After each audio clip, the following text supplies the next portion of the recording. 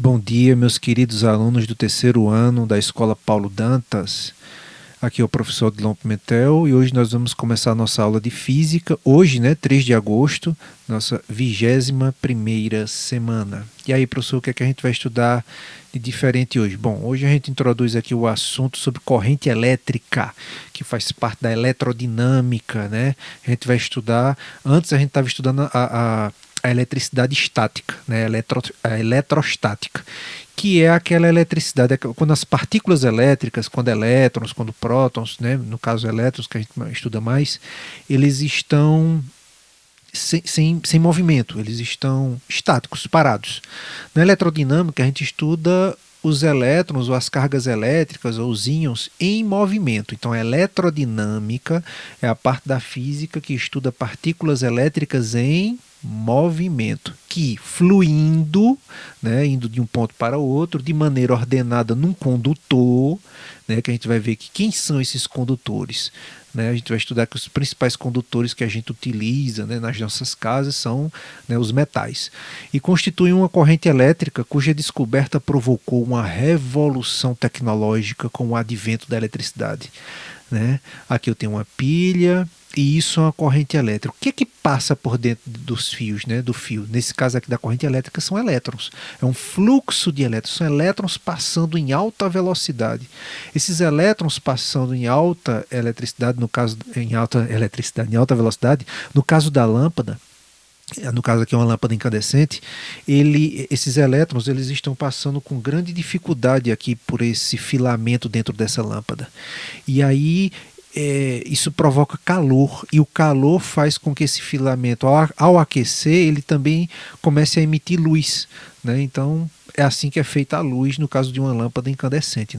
Mas tudo começa com a corrente elétrica, ou seja, elétrons passando por dentro de um condutor, no caso aqui um fio metálico, possivelmente de cobre. As figuras abaixo mostram algumas das consequências da evolução da energia elétrica. Quanta coisa maravilhosa a eletricidade trouxe. Já pensou uma casa sem geladeira, sem liquidificador? Aqui tem um forno, mas existem fornos elétricos e geralmente hoje está vindo até os fornos com, mesmo a gás, eles têm os acendedores elétricos, tem lâmpada, enfim, churrasqueiras, batedeiras. Aqui tem mais eletrônicos que eu coloquei, uma infinidade de eletrônicos que, se não fosse a eletricidade, eles não existiriam. Relógios, no caso aqui um relógio a pilha, calculadoras, fones, computadores. Aqui, ó, já pensou sem o secador de cabelo? Aí era covardia, sem o secadorzinho de cabelo, furadeira, olha a quantidade de coisa, ventilador, nossa, quanta coisa, chuveiro elétrico, micro-ondas, ferro de passar roupa, quanta coisa, a gente ia ficar sem se não fosse a eletricidade. E é bom lembrar e fixar uma coisa: a eletricidade não é uma invenção humana, a eletricidade é um fenômeno da natureza. O homem não inventou o fogo, o homem domesticou o fogo, ou seja, o homem ele aprendeu a manipular o fogo. O homem ele não inventou a eletricidade. A eletricidade sempre existiu na natureza. O que o homem aprendeu a fazer foi a gerá-la, a distribuí-la e a utilizá-la. Ou seja, ele domesticou a eletricidade, ele aprendeu a manipular a eletricidade. Porque quando você vê um raio caindo, um raio é uma descarga elétrica. Então já existia na natureza. Então, os condutores elétricos, para que um corpo seja condutor de eletricidade, ele deve permitir que partículas eletrizadas, ou seja, elétrons livres, íons positivos ou negativos, se movimentem no seu interior. No caso aqui eu tenho uma pilha, e aqui existe um movimento, uma corrente elétrica. E esses elétrons eles têm que passar por um condutor. Então, condutores são os elétrons livres, fracamente, essa é a palavra, ligados ao núcleo atômico, que estão mais afastados deles. Então, vou até colocar a imagem aqui de um átomo.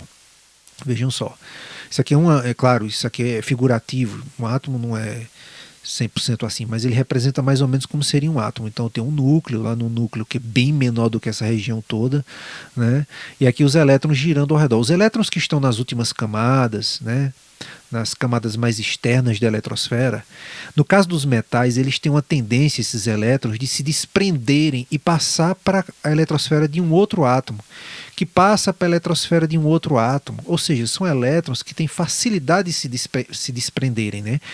Então, por isso que aqui está dizendo que são elétrons que têm ligação fraca com seus átomos, e por isso eles podem ter mais facilidade de se libertar desses átomos. Além disso, os metais oferecem grande mobilidade aos elétrons livres, permitindo que eles se espalhem por todo o metal, né? Então são exemplos o cobre, o ferro, o chumbo, o níquel, o alumínio, a prata, o ouro, o tungstênio, né? São muitos metais, né? A tabela periódica, inclusive, que é a tabela que reúne todos os elementos químicos, ou seja, todas as espécies atômicas, nela você vai encontrar a maioria desses elementos são metais, né? Então, a corrente elétrica, uma informação aqui, por que tem esse izinho? Porque a gente vai aprender que corrente elétrica, quando a gente for fazer cálculo, a gente não vai fazer cálculo hoje, ela é representada pela letra I. Então, toda vez que a gente for fazer conta, cálculo, em que envolva o conceito de corrente elétrica, eu vou usar a letra I. Apareceu a letra I, você sabe, corrente elétrica. Então, num fio metálico, né, condutor, os elétrons livres, já que os metais têm uma facilidade, né, dos elétrons se libertarem, os elétrons livres não estão em repouso e seus movimentos são totalmente desordenados. Então, eles estão ali desordenados. A corrente elétrica é o fluxo ordenado de partículas portadoras de carga elétrica, porque a corrente elétrica ela segue um fluxo em uma direção, um sentido, né? Então, de carga elétrica, ou é o fluxo ordenado de partículas portadoras de carga elétrica, ou é o deslocamento de cargas dentro de um condutor, quando existe uma diferença de potencial elétrico entre as extremidades. Aqui, sobre esse negócio de potencial elétrico, a gente vai estudar numa aula posterior, essa diferença de potencial, que é o que acontece com as pilhas. Deixa eu ver aqui. Por exemplo, a pilha. Para poder esses elétrons passarem de um polo para o outro, é necessário que haja uma diferença de potencial. Isso aí eu vou deixar para explicar em outra aula, porque eu vou precisar fazer um esquemazinho aqui para vocês entenderem o que é essa diferença de potencial, que é a diferença entre o polo positivo e o negativo, certo? Então vamos lá. Tipos de correntes elétricas. Existem dois tipos de corrente elétrica. Corrente contínua, que eu acho que vocês já viram por aí, isso aí é CC, né? O sentido e a intensidade desse tipo de corrente permanece constante com o decorrer do tempo, ou seja, ele permanece no mesmo um fluxo só, certo? Um polo só, é uma coisa, é como se fosse água fluindo por dentro de um cano, certo? Numa velocidade única, de um jeito só. É como se fosse isso. Não sei se eu estou me expressando bem. Então, exemplos são baterias de carros. Geralmente tem uma voltagem baixa, né? A corrente contínua trabalha com voltagens bem baixas, né? 6 volts, no caso aquelas pilhazinhas AA, né? É 1,5 volts. Aí aqui pode ter uma bateria de 6 volts, 9 volts, 12, 24. Elas atingem voltagens pequenas. Alimentam aparelhos eletrônicos e os circuitos digitais de computadores, né, modems, celulares, essas coisas. Então tem baixa voltagem. Já a corrente alternada, o sentido e a intensidade desse tipo de corrente variam periodicamente com o tempo, ou seja, por isso é chamada de corrente alternada. O que isso quer dizer? É como se corrente contínua é como se fosse uma corrente que ela segue o mesmo sentido do negativo para o positivo. Enquanto com a corrente alternada, ela vai do positivo para o negativo várias vezes. Ela vai e volta pelo condutor. Mas para que isso? Para poder atingir distâncias maiores. Correntes contínuas não atingem distâncias muito grandes, certo?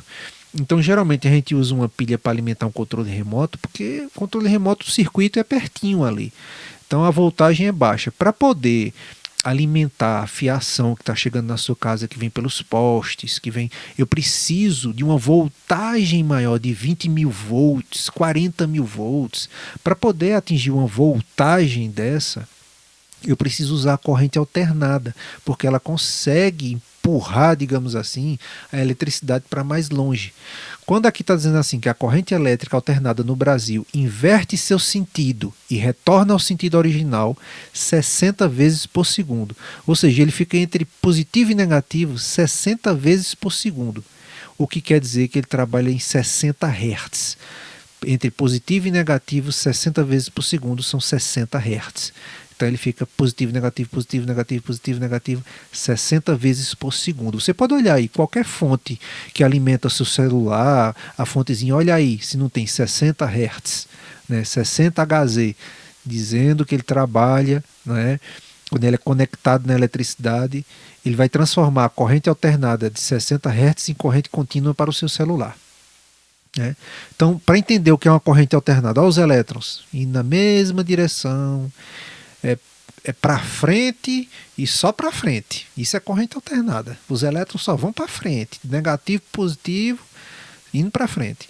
Já a corrente alternada, olha como é que ela funciona. Ela é como se os elétrons estivessem indo e voltando, indo e voltando, indo e voltando. É meio louco isso, né? Quantas vezes esse vai e volta por segundo? 60 vezes. É incrível, mas isso aqui possibilita transportar cargas elétricas enormes a distâncias muito grandes. Por exemplo, eu estou falando com vocês agora, vocês devem estar assistindo a aula pelo celular, então a energia que alimentou o celular de vocês vem de Paulo Afonso. Paulo Afonso fica lá no estado da Bahia, é longe. Para poder chegar da Bahia até aqui, em Buíque, Pernambuco, meu amigo, tem que ser corrente alternada, porque corrente contínua não tem força suficiente para estar só empurrando o elétron, né, no mesmo sentido de direção constantemente, não. Ele precisa esse vai e volta para poder empurrar a distâncias maiores. Efeitos da corrente elétrica. A passagem da corrente elétrica através de diversos tipos de condutores provoca, dependendo da natureza dos condutores, diferentes efeitos. A gente vai conhecer eles. O efeito Joule. A gente vai conhecer dois hoje. Efeito Joule é o efeito térmico. Ou seja, quando os elétrons passam por uma resistência, por exemplo, o que é que acontece? Quando os elétrons livres que se movem ordenadamente no interior do condutor se chocam contra os átomos desse material, eles recebem energia e, ao receberem essa energia, vibram mais intensamente. O que é que acontece? Esse aumento vibratório dos átomos do condutor provoca um aumento de sua temperatura, liberando calor e aquecendo, provocando a transformação da energia elétrica em energia térmica, como é o nome desse efeito, efeito Joule. Não entendi, professor. O ferro de passar roupa. Ali dentro tem uma resistência, né? Tem um metal ali dentro. A energia elétrica, quando passa por essa resistência, aquece o metal. Então perceba, é energia elétrica sendo transformada em energia térmica. Então ferro de passar roupa esquenta, o chuveiro elétrico esquenta, a churrasqueira elétrica esquenta, o forno elétrico esquenta. Como é o nome desse negócio que transforma energia elétrica em energia térmica, em calor? Efeito Joule. Aqui está escrito Joule, né, mas se lê Joule. Então basicamente é isso aqui, ó, aquecendo. Tá vendo aqui? Isso aqui é uma resistência e vai aquecendo. Olha só, é o aquecimento. Efeito fisiológico. Quando a corrente elétrica flui através de organismos vivos, ela atua diretamente sobre o sistema nervoso, que atua sobre os músculos do corpo, provocando contrações musculares. Então, efeito fisiológico. O que é efeito fisiológico, afinal? É uma corrente elétrica passando por dentro do corpo de um animal.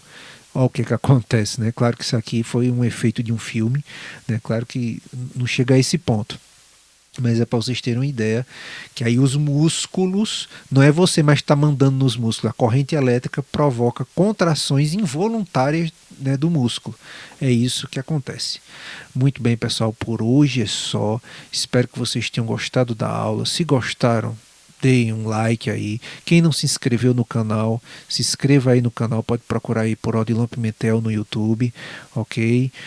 E quem assistiu esse vídeo até o fim, quando colocar o exercício lá, né, a resposta do exercício, coloca lá no finalzinho, assistiu o vídeo, professor, até o final, certo? Porque tem hora que eu tenho a sensação de que tem tão pouquinha gente assistindo, né? Aí a pessoa fica meio se sentindo solitário, assim, né? Parece que tá falando com quase ninguém, né? Mas é isso aí. Espero que tenham gostado. Um abraço para cada um de vocês e até a semana que vem. Tchau.